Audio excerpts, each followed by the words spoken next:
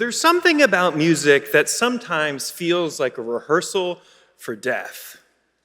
Not in a morbid sense, but in the way that it teaches us to surrender to the process, to let each note rise and linger, but then dissolve without clinging to it. A melody is beautiful because it's fleeting. It exists in the tension between presence and absence.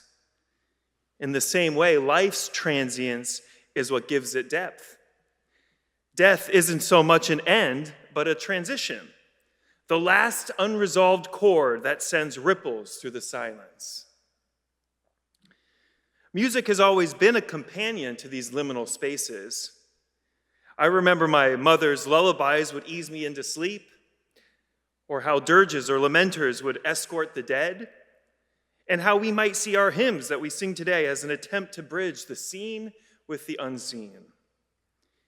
In many traditions around the world, sound is the thread that connects otherworldly dimensions. Tibetan monks chant the Bardo Thodol to guide the dying through the in-between worlds. West African drummers play rhythms to summon the ancestors. And even in secular spaces, we turn to music in moments of transformation, birthdays, weddings, nightclubs. Why? Because music doesn't merely illustrate change, it carries us through change.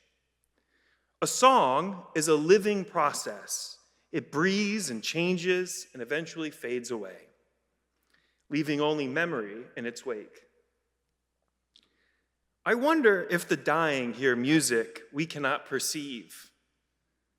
In seminary, we studied near-death experiences, and often people would describe harmonies beyond earthly scales, a resonance that pulls them towards something vast and nameless. Is this the sound of the soul unraveling from the body? Or is it the auditory echo of consciousness itself vibrating at frequencies only the dying can access? In many Sufi traditions, music and chanting are used to help devotees reach states of ecstasy and dissolve into the self. This is often described as a kind of death, the fana, or annihilation of the ego that precedes union with the divine.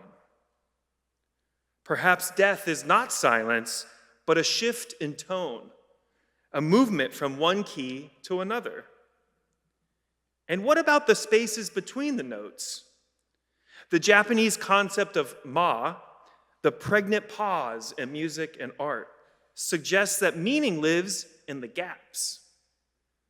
Death, then, might be the ultimate ma, the great inhale between one existence and the next.